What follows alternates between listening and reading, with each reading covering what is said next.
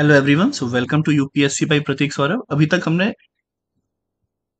History में आपका क्या किया है, एंशियंट हिस्ट्री। उस पे काफी पीवाईक्यूज कर लिए हैं आपके 2024 प्रीलिम्स के लिए।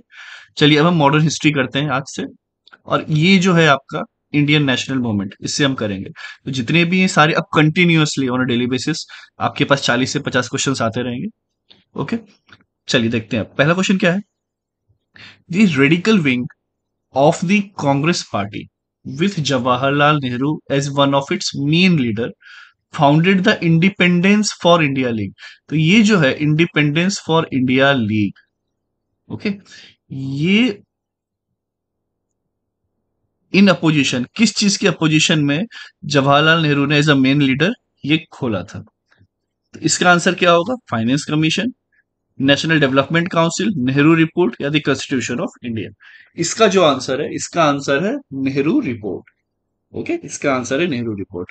और हमने सोचा है कि 1 जून से लेके आपका 15 जून, वो 15 दिन डेडिकेट होंगे सी सेट के लिए। वहां हम पीवाईक्यूज करेंगे, कॉन्सेप्ट्स देखेंगे, ताकि सी सेट किसी भी हालत में वहां पे हमारा वो क्लियर हो। ठीक है, तो अगर आपको वो उसमें रजिस्टर करना है और 2025 के बैच में भी रजिस्टर करना है, तो वो लिंक आपको कमेंट सेक्शन में मिल जाएगी। आप बस वो फॉर्म भर दीजिए, so that you will get the registration. चलिए, और प्राइस एंड ऑल सब आपको उसके अंदर दिख जाएगा। सेकेंड जो है, which one of the following was an emigre communist general of M N Roy. तो जो एमिग्री कम्युनिस्ट जनरल है, इसमें से कौन सा है एम एन रॉय का?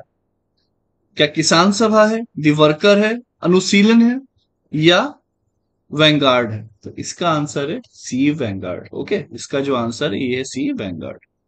चलिए चलते हैं आगे।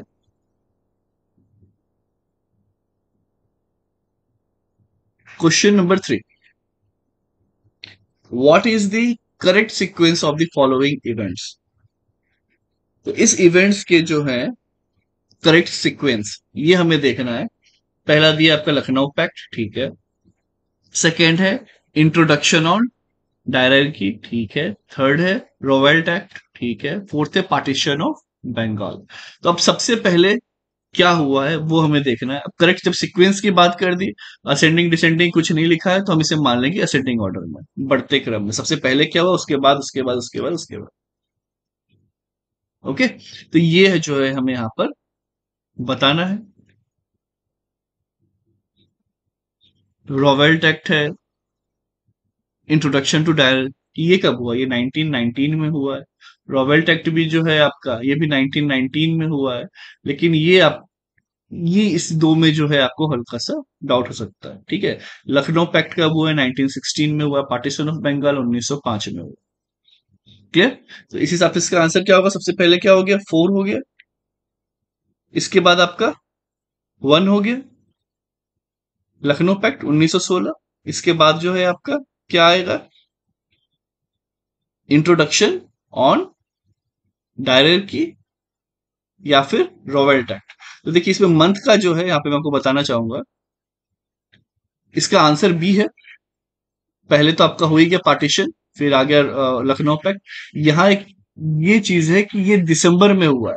तो डायरकी की बात है, वो दिसंबर में हुआ है। इसके पहले रॉवेल्ट एक्ट आ गया है, ठीक है। रॉवेल्ट एक्ट जो है आ गया है फेब 1919 में। क्लियर? तो इसका आंसर बी हो जाएगा।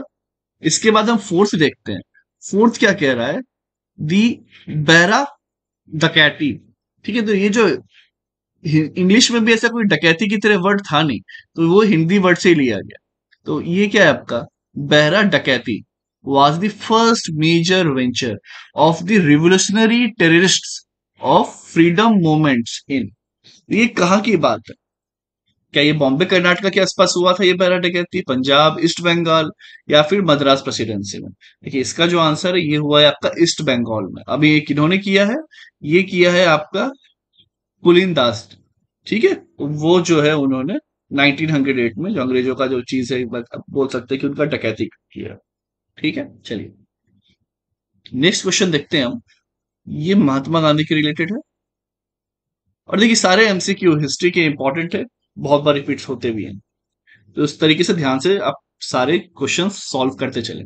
और हाँ, अभी तक आपने सब्सक्राइब नहीं किया चैनल तो प्लीज सब्सक्राइब कर लें और रजिस्ट्रेशन जरूर करें आप सी सेट और आपके 2025 बैच के लिए, जो कि 1 जून से स्टार्ट होने वाला है।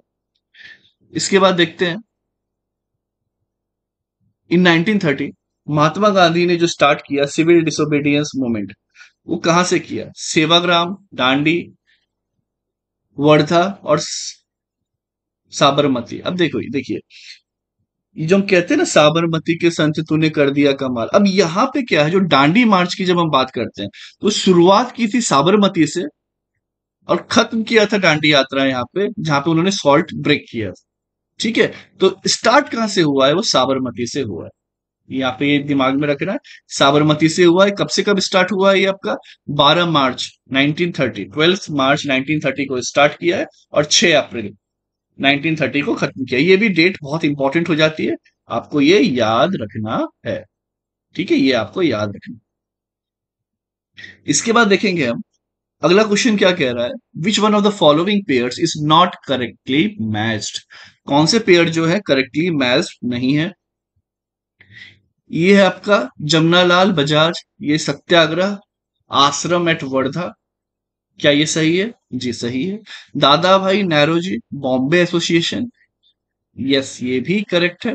Lala Lajpat Rai, national school eight Lahore, ये भी सही है। तो ये हमें ना जो सही है वो याद रखना है, कल वो किसी से स्टेटमेंट बना के पूछ देगा। तो बाल गंगाधर तिलक पे का सत्य शोधक समाज, जी नहीं, सत्य शोधक समाज किस पे? ज्योतिबा फूले। ज्योतिबा फूले जो है उनका है इससे रिलेशन सत्य शोधक समाज से। एक बार इसका डी जो है वो इनकरेक्ट हो गया। तो करेक्टली लॉन्च्ड, जो करेक्टली मैच्ड है वो यही है, एबीसी। आपको यहाँ पे ये याद रखना है। दादा भाई नौरोजी बॉम्बे एसोसिएशन है, Lala Lajpat Rai national school eight ला। चलिए, इसका आंसर डी है। ठीक है, डी सत्य शोधक समाज। नेक्स्ट देखते हैं, दी शराबबंदी नो टैक्स कैंपेन ऑफ 1922, ये कहां पे, मतलब किसके द्वारा लीड किया गया था? भगत सिंह, चितरंजन दास, राजा गुरु या वल्लभ भाई पटेल? तो वल्लभ भाई पटेल जी के द्वारा ये किया गया था। आंसर इसका है डी। सेवंथ का आंसर क्या है? डी, जो कि 1922 में हुआ है। आप हो सकता है आपने बहुत बार पढ़ा भी नहीं होगा, ये काफी लोगों को पता भी ना हो, इसीलिए ये काफी इंपॉर्टेंट है। 1922, विच one of the following first muted the idea of constituent assembly to frame a constitution framework? सबसे पहले जो है ये आइडिया किसने लाया था? ओके, ये हमें यहां पर बताना है।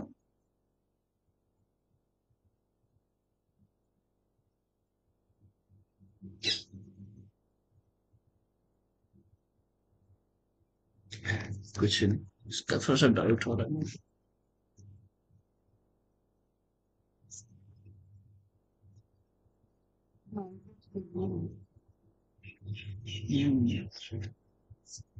वीकनेस आ गया शुरू में। तुमको क्या? मुंह दर्द हो रहा है मेरा। कोई नहीं, सर में पागल। तो कट जाएगा। ये तो तुम कटवाए हो अपनी जिंदगी में तो। चुप करो, तो कट की बातें हो गई ना, गलती से टेक्नोलॉजी पे इतना भरोसा नहीं करना चाहिए।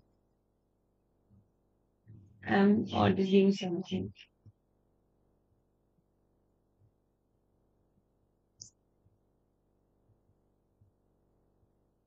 चिकन का है।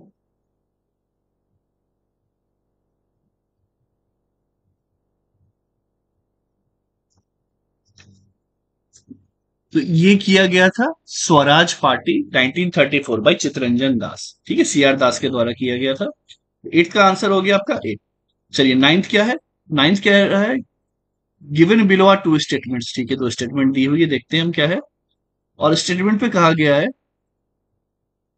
एक एजर्सन है, एक रीजन है कि the British sovereignty continue to exist in free India. क्या आज भी ब्रिटिश सॉवरेनिटी है? बिल्कुल नहीं है। The British sovereign appointed the last governor general of India. तो हाँ, जो ब्रिटिश सॉवरेन है उन्होंने लास्ट गवर्नर जनरल इंडिया का चूज किया था। ओके, ये बिल्कुल करेक्ट है। तो इसका आंसर क्या हो जाएगा? आंसर हो जाएगा इसका, देखते हैं क्या है ऑप्शन ऊपर दिया हुआ।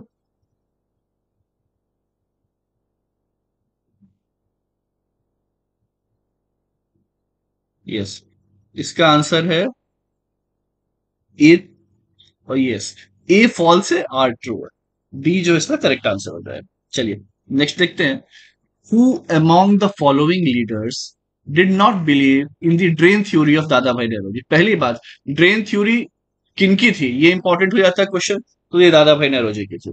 ठीक है, तो एक तो क्वेश्चन यही बन जाता है। अब जो कौन से जो थे वो बिलीव नहीं करते थे, क्या बाल गंगाधर तिलक नहीं करते थे, क्या आरसी दत्त नहीं करते थे, या एमजी रानडे नहीं करते थे, या सर सैयद अहमद खान नहीं करते थे? देखिए इसका आंसर जो है सर सैयद अहमद खान नहीं करते थे। और ये सब रीजन है कि ना कोई थ्योरी मानते थे ना बहुत सारी चीजें। आगे जाके ये सब इसी का फायदा उठाया, अंग्रेजों ने डिवाइड एंड रूल करने लगे। इसके बाद वो पाकिस्तान और ये सब जो इश्यूज हुए, ये टुकड़े किए गए। तो ये आपको ये सब समझ में आ रहा है कि ये जो है यहाँ पे सपोर्ट नहीं कर रहे थे, ये नहीं समझ रहे थे उन बातों को। और आखिरी में जो खामियाजा देश को भुगतना पड़ा। 11th, जो डॉक्टर बी आर अम्बेडकर है was elected to the constituent assembly from. अच्छा, ये ना बहुत लोग गलत करेंगे, ये मतलब आज भी गलत करेंगे अगर बार बार इसे प्रैक्टिस ना करें तो। सबको लगेगा बॉम्बे प्रेसिडेंसी है, क्योंकि देखिए आप हर बार ज्यादा ना महाराष्ट्र से बात की जाती है कि वो मराठी है। नागपुर में जो है काफी ज्यादा उनका ये है अभी भी। अब बात ये है, और वहीं पे जो है उन्होंने बुद्धिज्म रिलीजन जो है अपनाया था। लेकिन ये बॉम्बे प्रेसिडेंसी से जीते होंगे ऐसा लगता है, लेकिन नहीं। ये जो है, जो कॉन्स्टिट्यूशन असेंबली में इलेक्ट हुए थे वो वेस्ट बंगाल से हुए थे। क्लियर, वेस्ट बंगाल से हुए थे। तो आंसर ए है। जैसे कि अब लगेगा कि आज से 10-50 साल बाद कि मोदी जी गुजरात के थे तो वहीं कहीं से रहे होंगे, लेकिन वाराणसी से लड़के आते हैं ना। तो इस तरीके से जो है यहाँ पर ये समझने वाली बात है कि ये वेस्ट बंगाल है। क्लियर, इसका आंसर जो है ए है। 12th देखते हैं हम। दी एनार्कियल एंड रिवोल्यूशनरी क्राइम एक्ट 1919, ठीक है, वॉज पॉपुलरली नोन एज। एक तो ये देखिए, एनार्कियल और रिवोल्यूशनरी क्राइम एक्ट, इसको क्या कहा गया? Rowlatt act, Pitt's India act, India's arm act और इल्बर्ट बिल। तो ये जो है आपका है रोवेल्ट एक्ट, 12th का है। ठीक है, 12th का जो एक्ट है रोवेल्ट एक्ट, इसके बारे में से कहा गया। 13 देखेंगे अब हम। The meeting of Indian and British political leaders. Again कहूंगा, सब्सक्राइब नहीं किया प्लीज सब्सक्राइब कर ले चैनल, और नोटिफिकेशन बेल हिट करना ना भूलें, ताकि आपके पास जब भी अपलोड हुआ करे नोटिफिकेशन आ जाए करे। और ये शेयर करें अपने सारे दोस्तों के साथ। और हाँ, रजिस्ट्रेशन करना ना भूलें अगले ईयर के बैच का, और वो आपको मिल जाएगा नोटिफिक ये आपके कमेंट सेक्शन में। चलिए, तो ये जो है आपका कहा जा रहा है कि the meeting of India and British political leaders during 1930 से 32, उसके बीच में हमें पता ही है कि first second third round table conference हुआ है। तो it would be incorrect to refer that. अब ये जो क्वेश्चन है, पहला कह रहा है the Indian National Congress did not take part in two of them.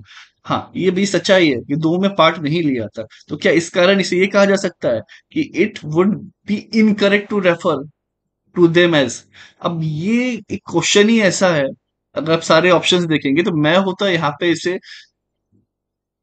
Touch ही नहीं करता। ठीक है, स्किप कर देता।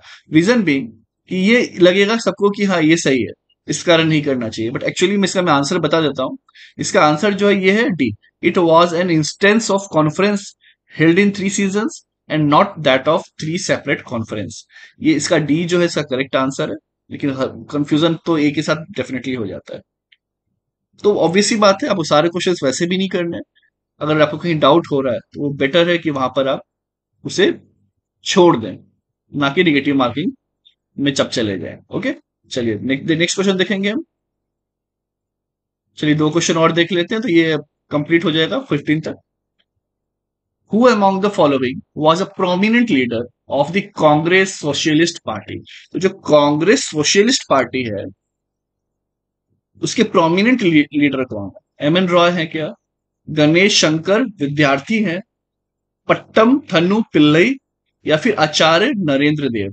इसका जो आंसर है कांग्रेस सोशल पार्टी का वो है आचार्य नरेंद्र देव। डी इसका करेक्ट आंसर है। और भी थोड़ा सा इंफॉर्मेशन देख लेते हैं इसके बारे में। ये फॉर्म हुई है 1934 में। तो जहां लगता है मुझे इंपॉर्टेंट इन्फॉर्मेशन है मैं आपको वैसे लाके दिखाई देता हूँ। और ये आपका जो जेपी नारायण, आचार्य नरेंद्र देव, बसवंत सिंह और योगेंद्र शुक्ला, ये चार लोग जो थे वो मेन थे वहां पे। ठीक है,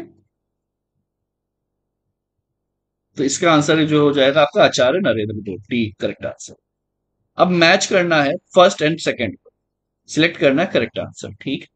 अब देखिए, यहाँ पे कहा जा रहा है कि सुरेंद्र नाथ बैनर्जी, एम के गांधी, सुभाष चंद्र बोस और लाजपत राय, और इस साइड दिया हुआ है Hind Swaraj, this Indian struggle, autobiographical और नेशन इन मेकिंग।